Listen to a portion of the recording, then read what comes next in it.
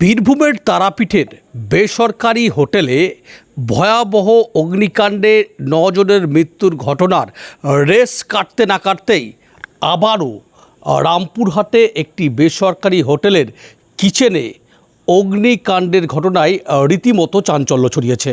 যেটা আমরা জানতে পাচ্ছি সেটি বীরভূমের রামপুরহাটের শানঘাটা পাড়ায় সেখানে একটি বেসরকারি হোটেলের যে রান্নাঘর সেখান থেকেই মূলত জানালা দিয়ে দাউ দাউ করে আগুন বেরিয়ে আসতে দেখে স্থানীয় বাসিন্দারা।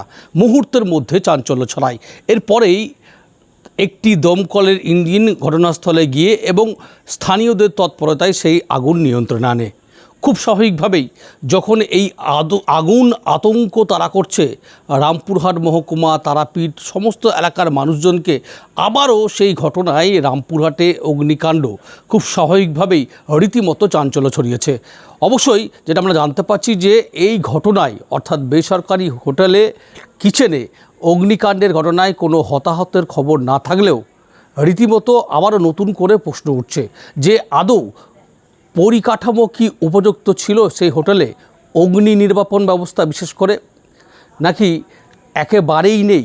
এই সামগ্রিক বিষয় নিয়ে ইতিমধ্যেই উচ্চ পর্যায়ে তদন্ত শুরু করেছে রামপুরহাট থানার পুলিশ এবং অবশ্যই দমকল বিভাগ। দেখা হচ্ছে খতিয়ে যে কি কারণে মূলত সেখানে আগুন লেগেছে। সব মিলিয়ে আবারও নতুন করে আগুন আতঙ্ক ছড়িয়েছে বীরভূমের রামপুরহাটে, সেটা বলা যেতে পারে। হঠাৎ করে আমরা দেখছি যে এই কসমোবাজার এই যে তাজ হোটেলের থেকে কিচেন থেকে দাও দাও করে আগুন বেরোচ্ছে। পিছনেই আমার ভাইজির বাড়ি। এবার সেই হিসেবে আমাদের পাড়ার সমস্ত দেখছে কী ব্যাপার, এত আগুন কেন? জানলা, ছোট্ট একটা জানলার মতো করা আছে চিমনির মতো, সেই জায়গা থেকে আগুন বেরোচ্ছে দাও দাও করে। এবার সবাই আমাদের পাড়ার ছেলেরা যখন দেখছে যে কী ব্যাপার এত আগুন কেন, তখন পাড়ার ছেলেরা সমস্ত মেন নামিয়ে তাড়াহুড়ো করে সবাই এইদিকেই ছুটে এসেছে। এবার যে যেভাবে পেরেছে এটা আগুনটা নিভাবার চেষ্টা করেছে। টাকা চলে যাচ্ছে, এটা হয় কি চাইছেন আপনারা? আমরা চাইছি বন্ধ হয়ে যাক। এটাও আমাদের গোটা পাড়াটাই চাইছে যে এখানে যেন বন্ধ হয়ে যাক। আমরা এই রাস্তা দিয়ে ক্রস করার সময় দেখি এখানটায় যানজট সৃষ্টি হয়। তো যানজটের কারণ দেখতে গিয়ে দেখি যে এখানে আগুন লেগেছে। একটা দৃষ্টান্তমূলক একদম তারাপীঠে কদিন আগে আমরা দেখলাম, আমরা যুবকরা নিজের আবেগ সামলাতে না পেরে আমরা দেখলাম মানুষের প্রাণ আগে আমরা নিজের জানকে বাজি রেখে আমরা 8-10 জন ছিলাম যারা আমরা সন্ধ্যেবেলায় ঘোরাঘুরি করি।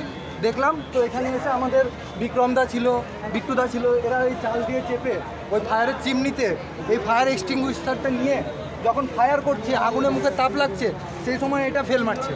আগুন কতটা ভয়াবহ ছিল? অনেকটা, গোটা কিচেন জ্বলে আছে। বীরভূম থেকে মনা বীরবংশী, কলকাতা টিভি।